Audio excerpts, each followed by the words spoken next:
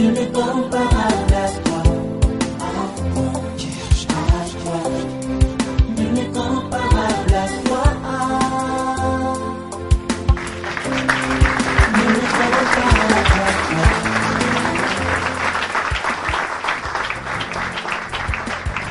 Alléluia, gloire à Dieu, gloire soit rendue au Seigneur Jésus, notre Sauveur, notre Roi merveilleux, le Seigneur des grâces, qui nous donne cette occasion d'être chez vous à la maison pour cette émission QRG. Je vous demande de vous asseoir, s'il vous plaît. Notre émission QRG, sa philosophie, nous sommes là pour promouvoir la personne et l'œuvre du Christ. Ces derniers temps, nous avons constaté que dans les églises, on parle trop du diable, de Satan, de ses œuvres, et les gens s'évertuent d'aller même dans le détail pour dire ce que le diable a l'habitude de faire. Mais nous venons avec un autre son de cloche, nous voulons promouvoir et élever les œuvres que Jésus a accomplies pour nous. Je crois qu'il est grand temps pour nous les chrétiens de comprendre, toute l'humanité, que Jésus-Christ n'est pas venu ici comme un vacancier, ce qu'il a fait est tout à fait effectif. Autre chose aussi, tout au long de notre émission, nous allons arriver à faire vraiment poser une base importante entre la différence entre l'ancienne et la nouvelle alliance. Parce que c'est là où il y a beaucoup de confusion. Beaucoup de gens croient que des choses qui concernent, par exemple, les enfants d'Israël, ça nous concerne aussi. Et je crois que nous allons prendre du temps à bien expliquer pour comprendre qu'il y a une nouvelle et il y a une ancienne alliance. Nous allons aussi enseigner par des jets, des questions-réponses sur l'évangile pur. Qu'est-ce que nous appelons l'évangile pur? C'est l'évangile de la promotion du Christ, de l'amour de Dieu. C'est ce que nous appelons la bonne nouvelle. Porter un message qui n'inspire pas la peur, qui n'inspire pas les séparations, des clivages, mais plutôt un message qui arrive à comprendre que car Dieu a tant aimé le monde qu'il a envoyé son Fils unique, et ce Fils unique-là, c'est Jésus-Christ. Nous allons aussi nous vertuer à dire aux chrétiens, parce que Jésus-Christ est ressuscité, il est assis à la droite du Père, et là, il intercède pour nous, il est notre représentant, il est souverain sacrificateur, et nous allons le déclarer très fort que le diable, c'est un ennemi complètement vaincu. Nous allons nous vertuer à dire cela, et je crois que nous allons nous faire entendre, et nous allons aussi, au travers de la parole, construire et bâtir la foi de chrétiens. Parce qu'aujourd'hui, le christianisme, c'est comme on nous demande à faire des choses, mais entre-temps, je crois que nous ne sommes pas des gens qui sont appelés qu'à faire des choses, mais ce que nous faisons est motivé par ce que nous croyons. Et la plupart des gens qui sont des chrétiens se trouvent dans des moments difficiles et ils croient parfois que ce sont des démons, le diable, mais simplement parce que nous accumulons de fausses croyances. Alors, au travers de cette émission, nous allons essayer de bâtir, de construire la foi de beaucoup de croyants. Parce que la Bible dit, la foi vient de ce qu'on entend et ce qu'on entend vient de la parole du Christ. Donc, il y a lieu de parler du Christ dans tous les contours afin que les gens arrivent à appréhender l'œuvre que le Seigneur a accomplie. Nous allons aussi parler de long et en large. Comme vous l'avez compris, l'intitulé de notre émission, QRG, question-réponse sur la grâce. La grâce, c'est quelque chose que beaucoup de croyants ignorent. Et vous le voyez dans toutes les épîtres de l'apôtre Paul, il martèle, il parle toujours autour de la grâce. Et comme c'est quelque chose que un concept que beaucoup de chrétiens ignorent, et nous allons nous vertuer à expliquer ce que veut dire la grâce. Nous allons aussi parler sur l'histoire de la rédemption depuis que Adam et Ève ont péché et que Dieu a promis à la femme que sa postérité écrasera la tête du serpent. Tout ce que Dieu a mobilisé comme investissement jusqu'à la venue du Seigneur Jésus-Christ, jusqu'à sa mort, à sa résurrection. Et aujourd'hui que nous parlons, il est assis à la droite du Père. Nous allons aussi nous engager à montrer aux chrétiens qu'ils ont ont beaucoup des avantages, le fait qu'ils ont accepté le Seigneur Jésus-Christ dans leur vie. Et notre message en général, c'est un message christocentrique. Cela veut dire tout ce que nous allons dire ici sera centré et simplement autour du Seigneur Jésus-Christ. Alors je vous invite, chers frères et sœurs, si vous pouvez ensemble avec moi élever nos voix pour que nous puissions dédier cette émission entre les mains du Seigneur. Beaucoup de gens vont nous suivre au travers de la télévision, peut-être même à la radio, peut-être par Internet, mais que Dieu, dans sa grâce, ce message puisse arriver à trouver une place de choix dans le cœur des gens qui auront la grâce de nous suivre. Si nous pouvons prier ensemble pour dédicacer cette émission au Seigneur. Notre Dieu, notre Père, nous sommes là à cause de toi. La Bible dit, c'est par toi que nous avons l'être et le mouvement. Nous te consacrons cette émission QRG. Ce n'est pas pour nous, parce que qu'est-ce que nous avons que nous n'avons pas reçu de toi? Toi QRG, nous te consacrons entre les mains du Seigneur. Tu es là pour la promotion de la grâce, tu es là pour la promotion du Christ, tu es là pour la promotion de l'amour du Seigneur. Lorsque tu auras entré dans des maisons de gens et que tu auras apporté la parole, laisse que toute la gloire revienne au Seigneur et au Seigneur Jésus seul. Toi QRG, je te consacre entre les mains du Seigneur au nom de Jésus-Christ. Amen. Vous pouvez vous asseoir. Notre méthodologie est clairement établie par l'intitulé de notre émission « Questions-réponses sur la grâce ». Les gens nous posent beaucoup de questions dans les réseaux sociaux, même quand nous passons à la télévision, à la radio, où nous prêchons dans les églises, partout dans le monde. Aujourd'hui que Dieu nous a donné cette faveur de comprendre ce qu'est la grâce, les gens nous posent beaucoup de questions autour de cela. Et il y a beaucoup de confusion, il y a même des gens qui croient que prêchant la grâce, c'est comme nous sommes en train d'autoriser des gens de se comporter comme ils le veulent. Comme ça, par le jeu des questions et de réponses, je vais m'évertuer à répondre. Et à cela, je ne serai pas seul dans nos émissions. J'aurai deux charmantes demoiselles qui vont passer à tour de rôle de poser des questions que nous avons collectées, comme je l'ai dit, par des réseaux sociaux. Des gens nous posent des questions en Australie, aux États-Unis, en France, en Europe, en Amérique, ici au Congo et partout ailleurs, en Afrique, Côte d'Ivoire, Cameroun. Nous avons des questions. Déjà, là, dans notre judiciaire, nous avons plus de 300 questions que les gens nous posent autour de la grâce. C'est comme ça, nous allons nous vertuer à répondre petit à petit à toutes ces questions. C'est comme cela, je vais vous demander avec plaisir, avec joie, d'accueillir nos présentatrices. La première que nous allons accueillir ici, c'est Madame Aurélie Njila, que je demande que vous puissiez accueillir avec joie, que nous recevons ici. Que Dieu te bénisse. Merci. Et il y a aussi Laetitia Mbombo, que nous recevons avec plaisir sous vos acclamations pour l'encourager. Que Dieu vous bénisse.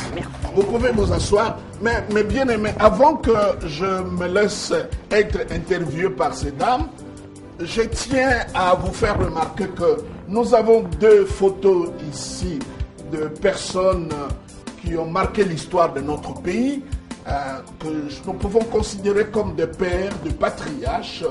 Et je crois qu'en organisant même cette émission, j'ai beaucoup pensé à eux, parce que les choses qui se prêchent parfois, je me pose la question, est-ce que eux ils ont prêché cela? Par exemple, le pasteur Jacques Vernon, un paix à son âme, c'est un homme extraordinaire qui est venu ici au Congo très jeune, qui a bâti la plupart des églises ici. C'est un prédicateur hors pair, c'est un homme formidable. Et je crois que son message était sur Christ et il en parlait. Moi, je l'ai écouté tout jeune, j'avais 16 ans. Et j'étais bercé et travaillé par le message qu'il donnait. Et lorsque nous sommes dans cette émission, nous sommes en train de penser à il y a un autre là, Musée Aïdinabala.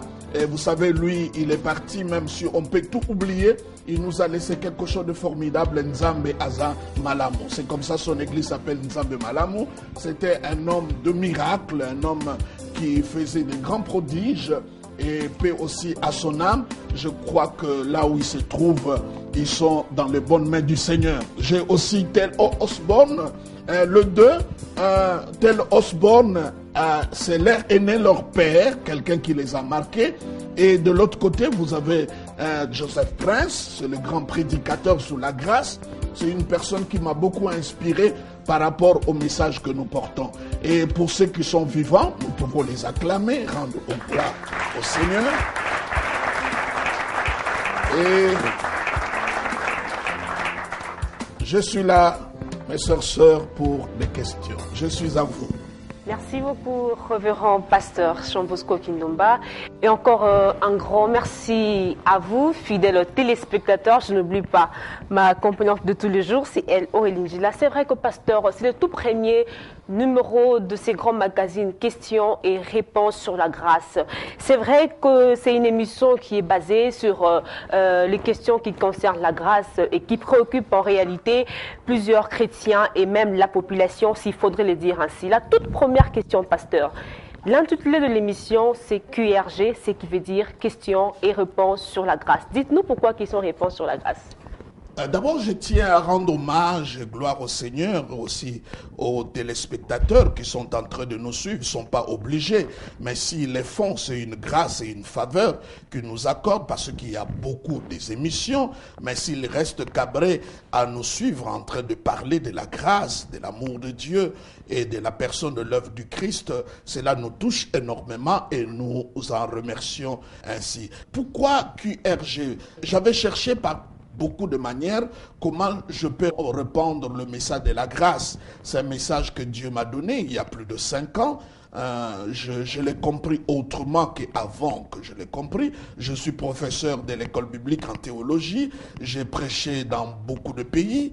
Mais là, la compréhension que j'ai eue de la grâce m'a fait comprendre qu'il n'y a pas de mots, il n'y a pas de termes, il n'y a pas de concepts qui arrivent à bien résumer l'œuvre et la personne du Christ ou l'évangile, si ce n'est que le mot grâce. Et je crois que dans mon milieu chrétien, dans mon milieu de tout le jour, le mot grâce est parfois très mal compris. Parfois, des gens croient que c'est la pitié, simplement. Et là, je dis qu'il y a lieu pour moi maintenant de prendre le temps pour parler de la grâce. Alors, j'ai inspiré par Dieu, je le crois, j'ai compris que ça puisse prendre ces formats de questions, de réponses, parce que les gens tous ne sont pas dans le pays où je me trouve, ils sont disséminés partout dans le monde. C'est comme ça par les réseaux sociaux, les gens nous posent des questions parce que nous demandons à nos amis sur Facebook, sur Twitter et partout ailleurs, à l'Internet, de nous poser des questions. Et comme on avait reçu beaucoup de questions, je me suis dit qu'il y a lieu que nous puissions commencer une mission autour de la grâce. C'est vrai, peut-être que vous m'avez dévancé, pasteur, mais pensez-vous qu'il est vraiment important de pouvoir consacrer toute une émission que pour parler de la grâce? Oui, certainement, parce que la Bible dit, c'est Paul qui dit ça aux Éphésiens et à Tite aussi, son épître à Tite, il dit, vous êtes sauvés par la grâce au moyen de la foi. Si la chose par laquelle nous sommes sauvés, si la chose par laquelle le salut provient ne doit pas avoir une émission, je me pose la question, on aura une émission pourquoi? Pour quel autre sujet? Parce que je crois que la grâce, comme Paul l'a dit dans son épître à Tite, il dit la grâce source du salut. Cela veut dire il n'y a pas une autre façon pour être sauvé. Si vous voulez être réellement sauvé, ce salut ne peut que venir de la grâce.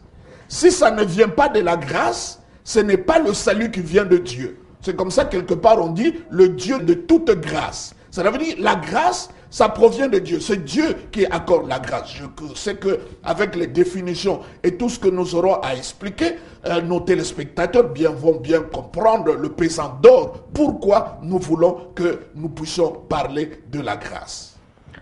Je rappelle aux fidèles téléspectateurs que nous avons sur ces plateaux le révérend Jean Bosco Kindomba. Avec lui, nous échangeons sur des questions qui préoccupent bien évidemment la famille chrétienne en général. Aujourd'hui, nous sommes plus basés sur la définition et l'importance de la grâce. C'est bien, pasteur, de pouvoir nous définir en réalité c'est quoi la grâce. C'est vrai qu'il y a beaucoup de définitions, mais je vais essayer un peu de ramasser et de mettre ça ensemble. La grâce, je dirais, c'est tout ce que nous recevons de Dieu gratuitement, sans le mériter et sans que nous puissions le gagner. Nous qui sommes des hommes indignes qui méritent le jugement et la condamnation. Ça, c'est la définition que je peux donner de la grâce. Qu'est-ce que je relève dans cette définition? D'abord, la première chose, c'est ce que nous recevons de Dieu d'une manière gratuite. Ça veut dire, la grâce est un don, c'est une faveur. Ce n'est pas quelque chose que tu as mérité, ce n'est pas une récompense. Tu ne travailles pas pour en avoir. Par exemple, quelqu'un qui croit parce qu'il a beaucoup jeûné, qu'il a beaucoup prié, c'est comme ça que Dieu l'a béni. Ça, ce n'est plus la grâce, ça devient une récompense. Donc, tu as posé, tu as fait une œuvre et par ricochet, Dieu te paye pour cela. Ça, ce n'est pas la grâce. La grâce aussi, comme je l'ai dit, tu ne peux pas le gagner, tu ne peux pas le mériter, tu ne peux pas travailler pour l'obtenir. Pour des personnes qui sont censées à être jugées et condamnées, mais à la place, au lieu qu'ils soient jugés et condamnés, Dieu a choisi de le gracier, de leur accorder ce qu'ils ne méritent pas avoir. Donc la grâce, c'est tout ce que nous recevons de la part de Dieu, et là je vais mentionner que nous recevons par la foi, de la part de Dieu. Dieu est le donateur, nous sommes des receveurs, nous recevons de la part de Dieu. Gratuitement, Dieu est tellement riche qu'il ne peut rien vendre. Et par rapport à Dieu, nous sommes tellement pauvres qu'on ne peut plus rien acheter de Dieu. Et Dieu nous donne gratuitement. C'est comme ça la Bible dit, qu'est-ce que tu as que tu n'as pas reçu? Tout ce que nous avons reçu de la part de Dieu. Et il n'y a pas de sujet de s'enorgueillir. Parce que la Bible dit, en lui nous avons l'être et le mouvement. Même le petit mouvement que nous pouvons faire, brosser les dents, peigner le cheveu, marcher, manger, parler, ça vient de lui. Donc tout est absolument grâce. Et en dehors de grâce, il n'y a plus rien.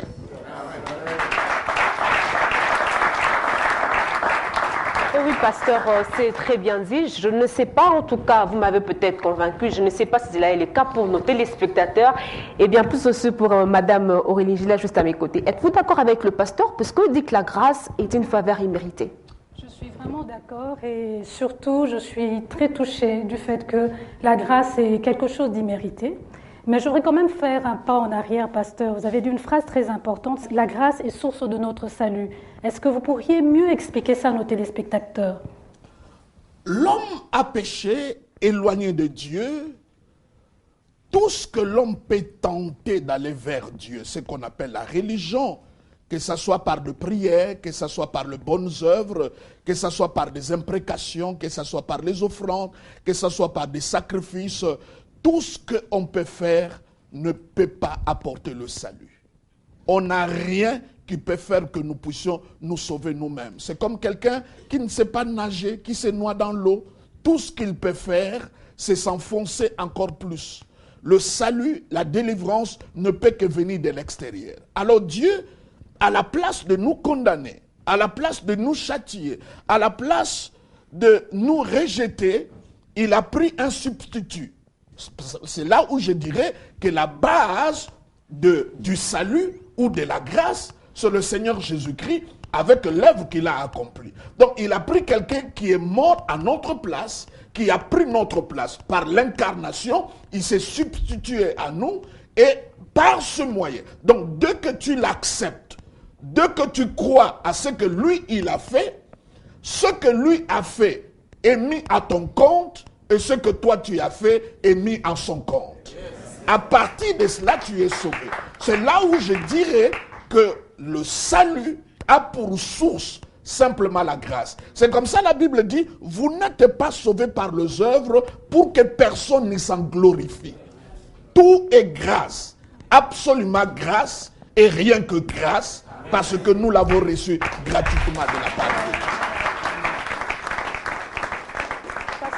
Dans ce cas, si les œuvres ne sauvent pas, est-ce que vous pouvez nous dire quelle est la place de la foi dans la grâce? Surtout ce que j'aimerais bien mentionner, la plupart des croyants, de chrétiens, sont d'accord avec moi et d'accord avec la Bible qui dit nous sommes sauvés par la grâce au moyen de la foi. Mais le problème c'est quoi?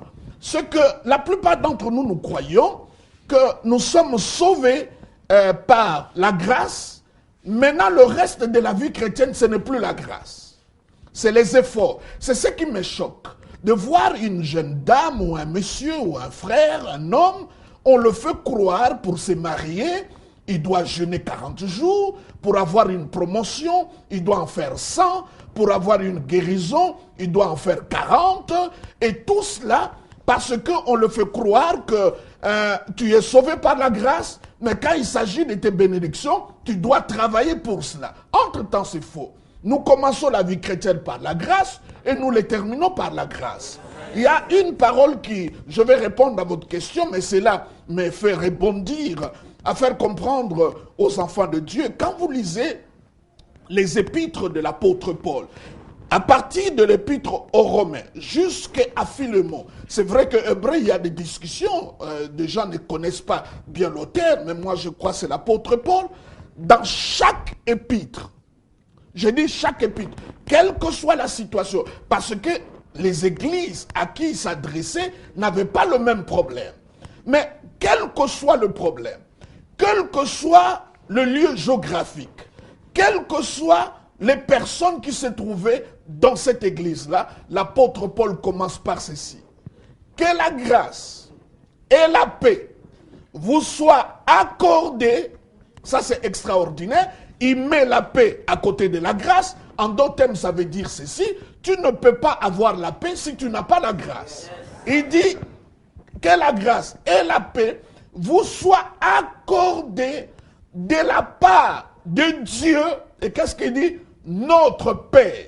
C'est comme ça vous verrez que la plupart de ceux qui ont compris la révélation de grâce, ils ont aussi compris la révélation de la paternité de Dieu. Parce que la grâce vient de Dieu comme Père. Et il dit encore une chose, que la grâce et la paix vous soient accordées de la part de Dieu, le Père, et deuxièmement, du Seigneur Jésus-Christ. Pourquoi, quand il s'agit de la grâce et la paix, il dit que Jésus est Seigneur? Parce que quelqu'un qui a compris la grâce, il a compris pas seulement la paternité de Dieu, il a compris aussi la seigneurie de Jésus-Christ. Que Jésus-Christ est roi, il est au-dessus des démons, il est au-dessus de l'envoûtement, il est au-dessus des liens. Dès que tu as la grâce, tu comprends que Dieu est ton Père et Jésus-Christ est ton Seigneur. Et il ne dit pas seulement en introduisant ses épîtres, il termine chaque épître en invoquant la grâce.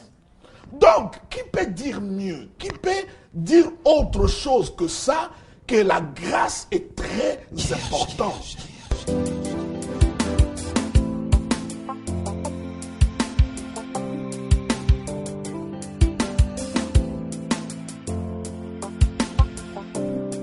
Vous êtes bénis par ces messages? Alors, veuillez nous rejoindre au Temple du Grand Roi, à l'église Sang Précieux. Tous les dimanches, à la célébration de l'agneau, de 7h à 9h40 et de 10h à 12h45. Tout le lundi, de 17h30 à 19h30, le bon combat de la foi. Tout le jeudi, de 17h30 à 19h30, l'étude biblique. Tout le vendredi, la nuit des grâces, des 0h juste à 5h du matin. L'église Sang Précieux est située non loin du rond-point Victoire, derrière la maison communale de Calamour, en face du parquet. Paix et grâce chez vous. C'est la source de notre salut. Nous sommes sauvés par la grâce. Et vous verrez même quand Dieu établit, je crois que nous allons arriver à cela, quand la Bible établit plutôt la différence entre l'ancienne alliance et la nouvelle alliance, il établit en parlant de la loi et de la grâce. Donc ce qui est un antagonisme entre la loi, ce n'est pas autre chose que la grâce. C'est comme ça que les gens qui n'ont pas compris la grâce, ils sont sous la loi. Quand la Bible dit ceci, vous n'êtes pas sous la loi, vous êtes sous la grâce. Et tu me dis que la grâce c'est rien. Entre-temps, la Bible martèle et il parle de l'importance de la grâce. Mais quelle est la place de la foi? La foi, c'est comme, je pourrais le dire, Dieu nous accorde sa grâce. C'est gratuit. C'est pas quelque chose, c'est gratuit. La grâce, c'est pas quelque chose pour lequel tu dois travailler. C'est pas quelque chose que tu mérites. C'est une faveur. Comme nous le voyons dans la Bible.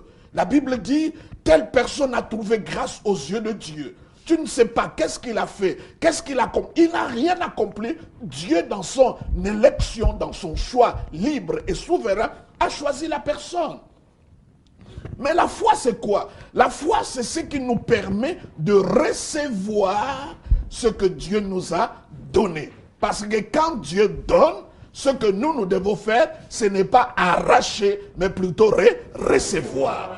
À tous qui l'ont reçu, tout ce que vous demanderez, croyez que vous l'avez reçu. La foi est à côté de la réception. Donc, le seul moyen, parce qu'il y a un autre mouvement qui amène la grâce à une extrême que je ne tolère pas, on appelle ça l'évangile universel, comme quoi même les gens qui n'ont pas accepté Jésus-Christ, même les gens d'autres religions qui ne sont pas de chrétiens, le fait simplement que Jésus est mort et que tout le monde est sauvé, c'est faux.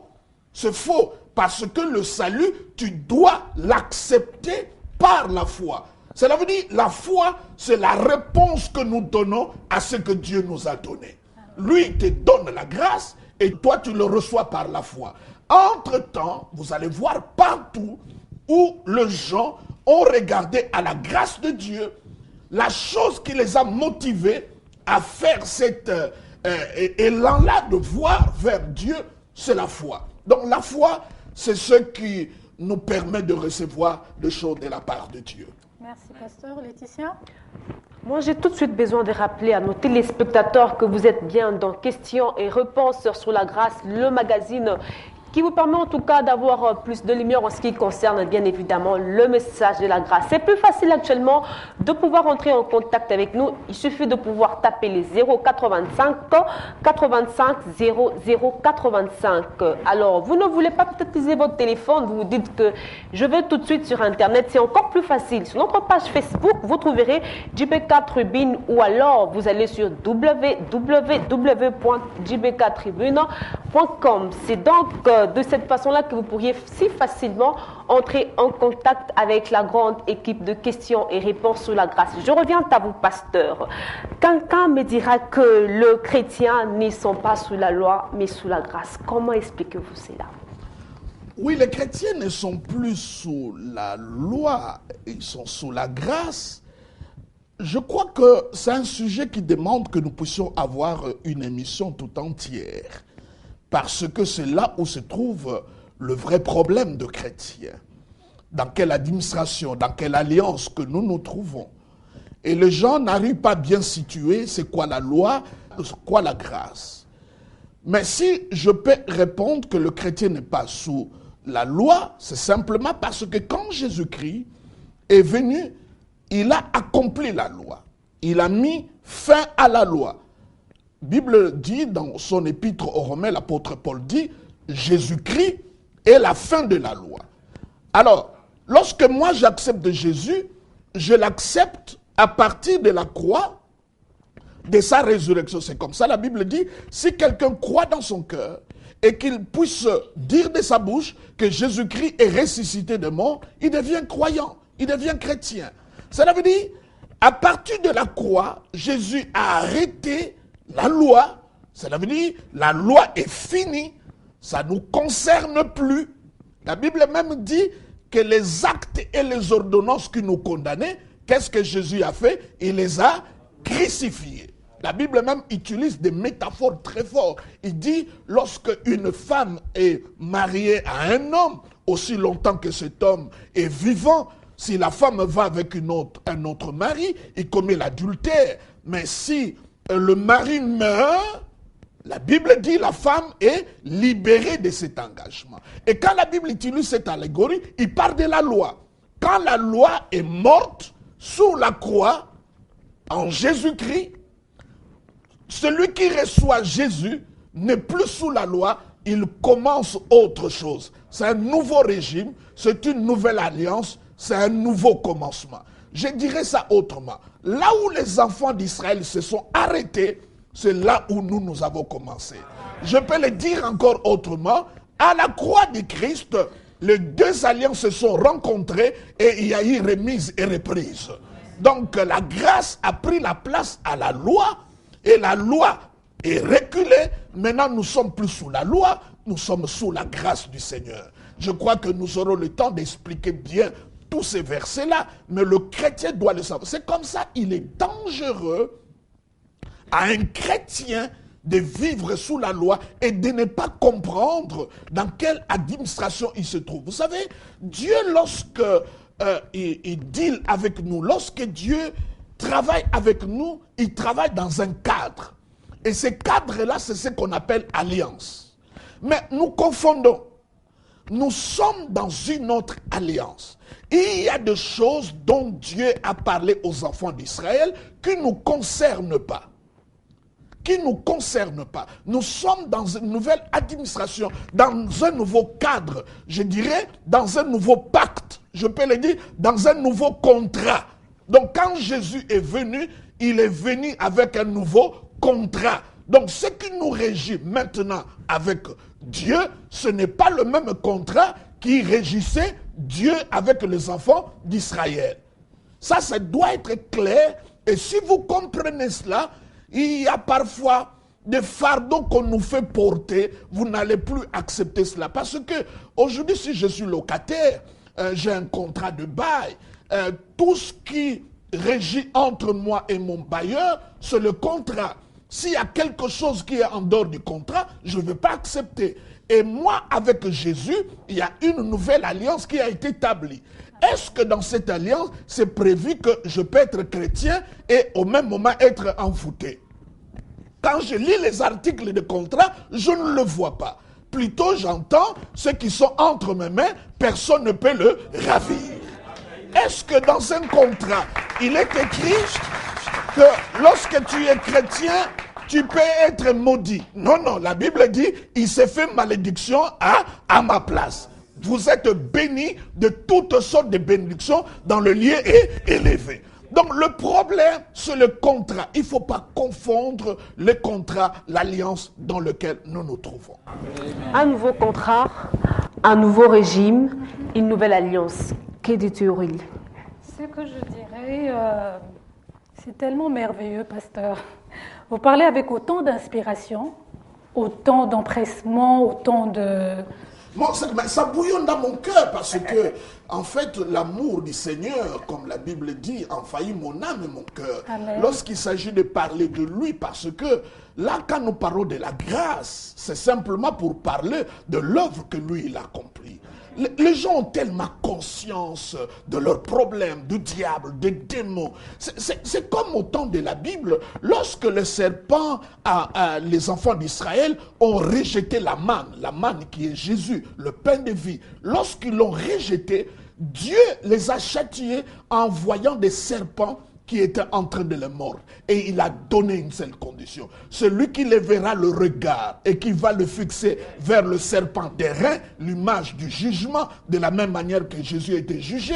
Quand vous parlez du serpent, c'est quelque chose de nu. Le serpent n'a pas d'habit, donc Jésus était sous la croix. Il dit, celui qui regarde. Mais malheureusement, aujourd'hui, les prédicateurs de l'Église, au lieu de montrer aux gens de regarder au serpent aérien, ils passent le temps à définir, à nous montrer les sortes de serpents qui sont en train de mordre. Est-ce que c'est un vipère? Est-ce que c'est un anaconda? Ce n'est pas ce que la Bible dit. La Bible dit, fixant le regard sur lui, le chef et le consommateur. J'aime bien ce que Jean-Baptiste a dit. Il dit, voici l'agneau de Dieu qui ôte le péché. Tu n'as pas le mariage, voici l'agneau de Dieu qui ôte le péché. Tu as des problèmes de protection, voici l'agneau de Dieu qui ôte le péché.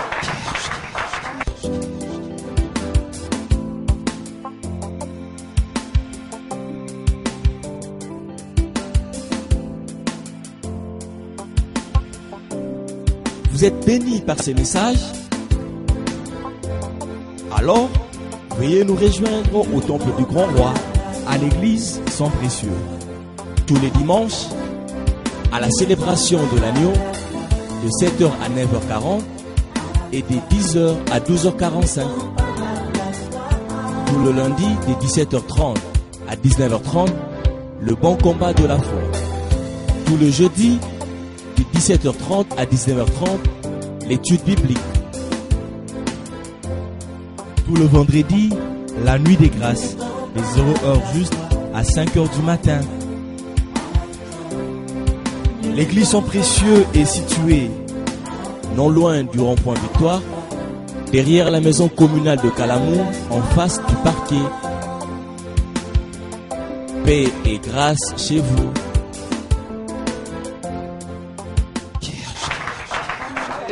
Et c'est la même chose que vous voyez au temps de Joseph. Lorsque Joseph a jugulé la crise en Égypte, et chaque fois quelqu'un s'est rendu auprès de Pharaon pour dire « Je n'ai pas la nourriture, je n'ai pas ceci », Pharaon avec une seule réponse « Allez vers Joseph ». Entre-temps, Joseph, c'est le type du Christ. Nous aussi, c'est ce que nous pouvons dire. Ah, pasteur, je suis envoûté. Va vers Jésus-Christ. Pasteur, j'ai tel problème. Va vers Jésus-Christ. Parce que c'est lui qui a la solution. Il faut que Jésus revienne à l'église et prenne sa place. Nous sommes en train de dire que nous avons marre de gens qui utilisent le nom de Jésus juste pour clôturer la prière. Du début à la fin, on parle du diable, on parle de démons, de ce que les sorciers ont fait. Mais bien aimé, le diable n'est pas l'opposé égal de Dieu. Non, mais non. Parlons de ce que lui, il a fait. Et nous verrons que les vies de beaucoup de gens vont changer.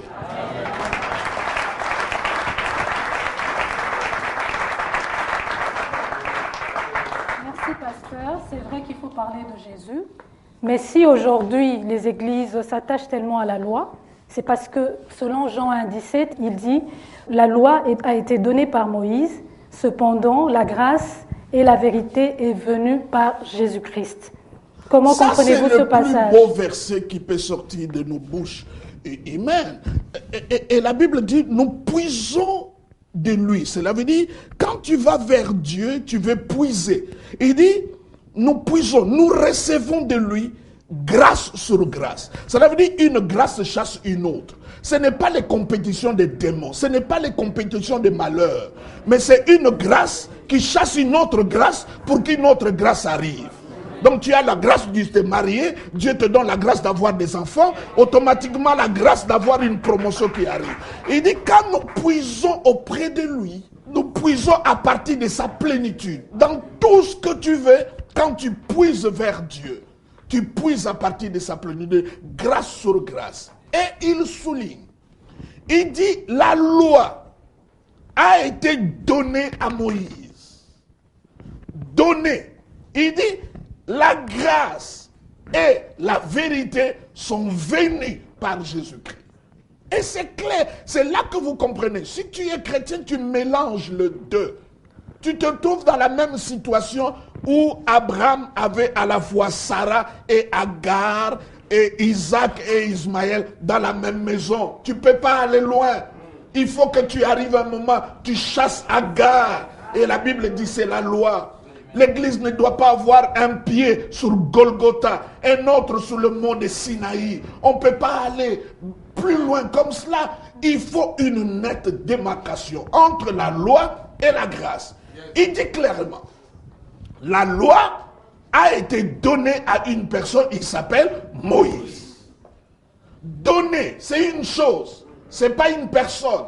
Ça montre même la distance. On peut donner à quelqu'un qui est trop loin. Je peux l'envoyer par DHL. Ça peut aller loin. Donner. Mais quand il s'agit de la grâce, de la faveur imméritée, il dit la grâce est venue. C'est une personne. C'est comme ça que j'ai dit aux gens. La grâce n'est pas une doctrine. Ce n'est pas un enseignement. C'est une personne. C'est comme ça la Bible dit, pas la grâce a été donnée. La grâce est venue. Et qu'est-ce qu'on ajoute encore? La grâce est venue avec la vérité. La vérité n'est pas à côté de la loi. Ce qui est ridicule, c'est de voir, tu vas dans une église, on te dit, il faut connaître la vérité de ta famille. Non, la vérité est à côté de la grâce. Les choses de ma famille, ce n'est pas la vérité.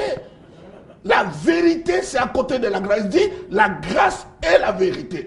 Dans d'autres traductions, ce n'est même pas en pluriel. On ne dit pas son, on dit eux, parce que la grâce et la vérité sont ensemble. Lorsque Jésus dit aux Juifs, aux pharisiens, il dit, vous connaîtrez la vérité et la vérité vous affranchira.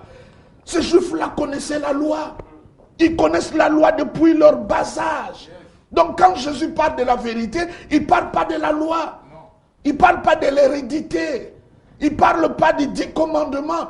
Il leur parle de la vérité de la grâce. Et nous devons le comprendre que quand nous parlons grâce, ce n'est pas un enseignement, c'est une personne. C'est comme ça que nous sommes sauvés par la grâce au moyen de la foi. Et la grâce, c'est la source de notre salut. Nous devons le comprendre et c'est très important pour nous. Merci, pasteur. Laetitia. C'est vrai, fidèles téléspectateurs, révérend pasteur Jean-Bosco Kindomba, le temps presse.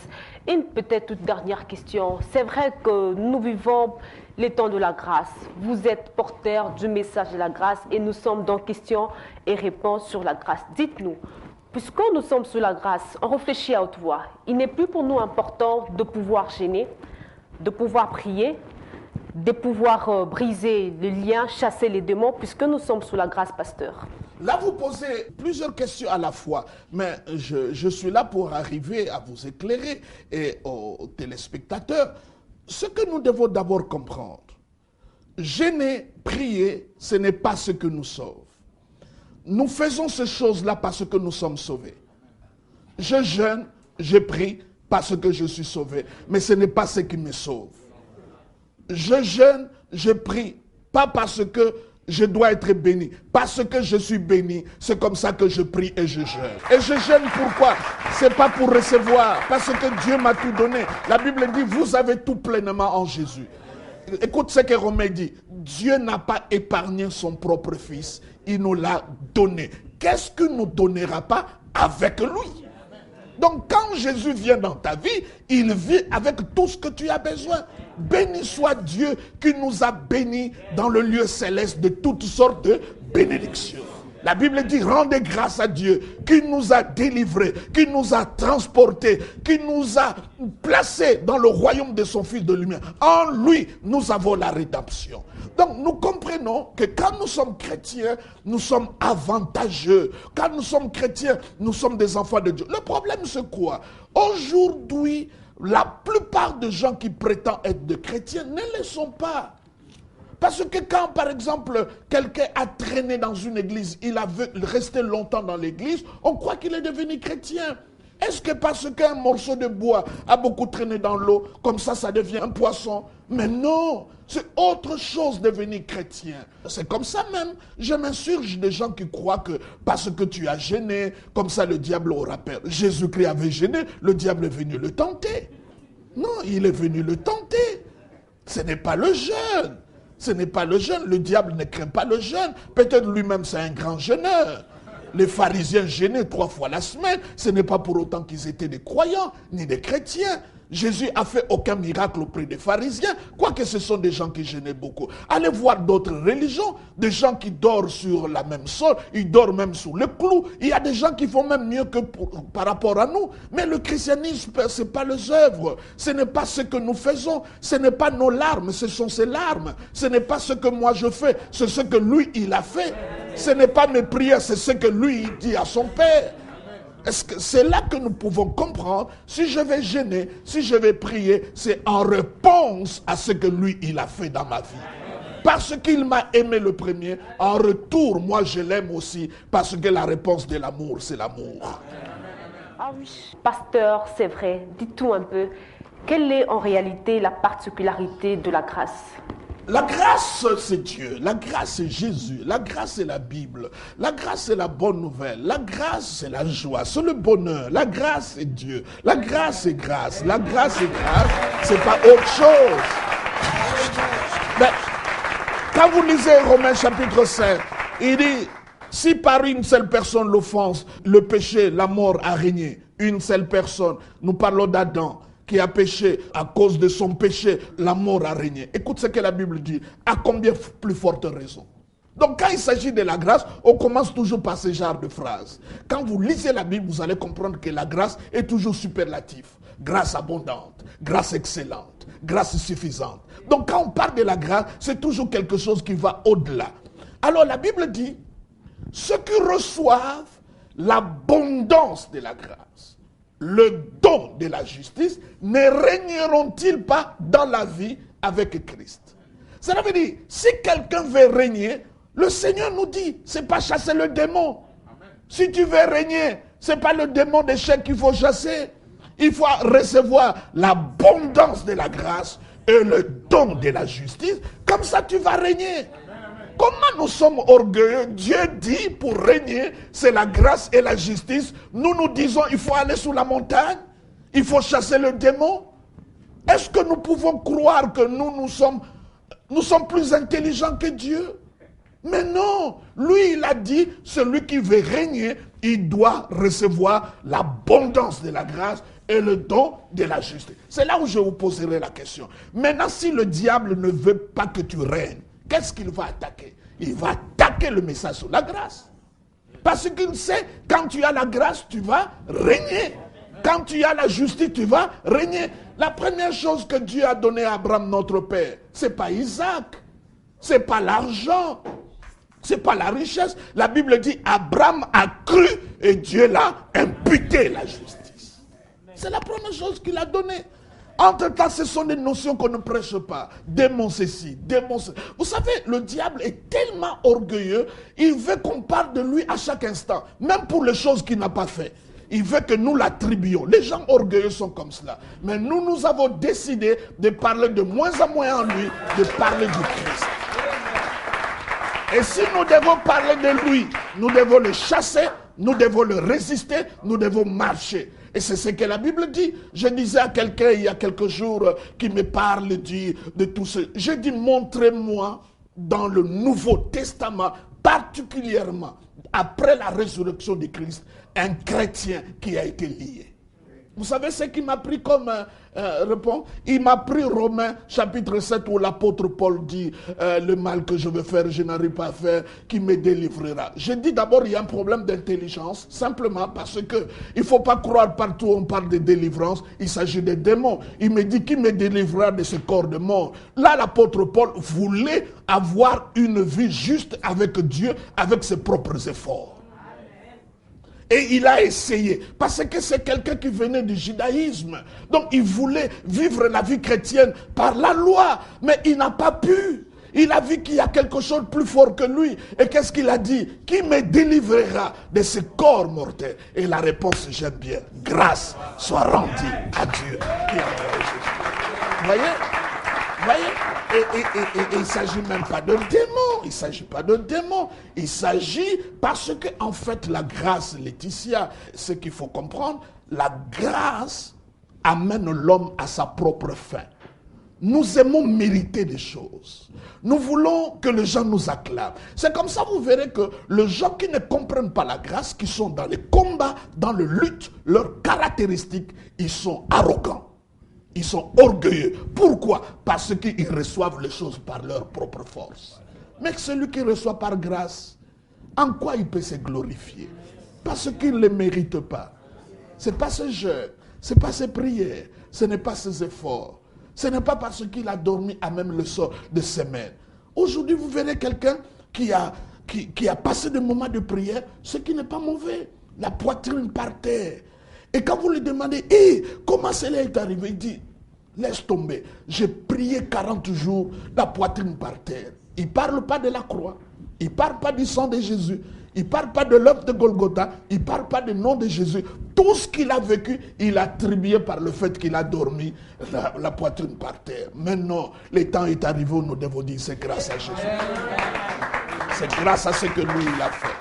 Vous êtes le privilégié de juridiction fidèle téléspectateur. Le fait pour vous simplement de choisir questions et réponses sur la grâce. Nous nous sommes basés aujourd'hui à pouvoir échanger sur les définitions et l'importance de la grâce. Nous tendons déjà pratiquement à la fin de notre balade ou encore notre magazine du jour Pasteur.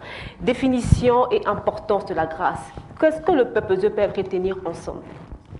La grâce, c'est le Seigneur Jésus-Christ, et comme je le définis, c'est tout ce que nous recevons par la foi de la part de Dieu gratuitement, sans que nous le méritons, sans que ça soit une récompense, sans que nous puissions travailler pour. Nous qui sommes des hommes indignes, qui méritent le jugement et la condamnation, Dieu nous a graciés. C'est comme on en parle ça, grâce présentielle.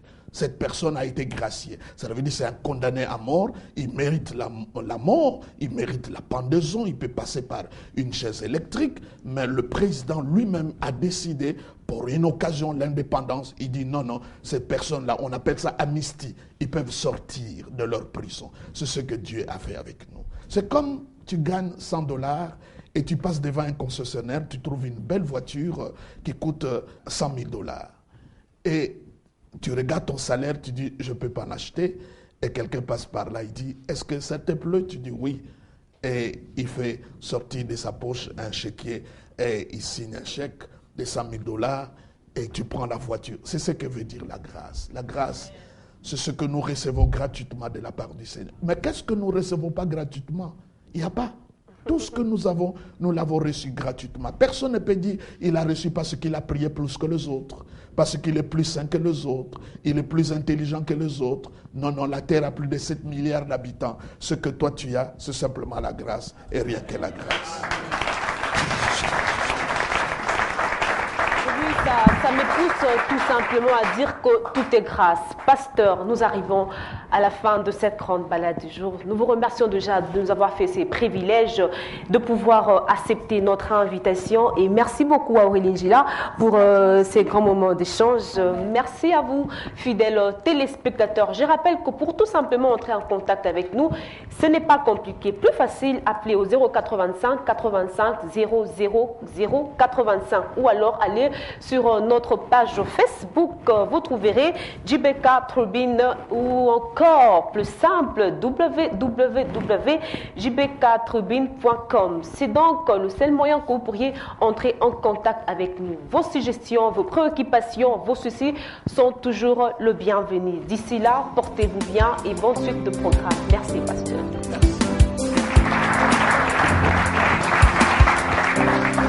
Nous ne comparons pas à toi, nous ne comparons pas à toi, nous ne comparons pas à toi.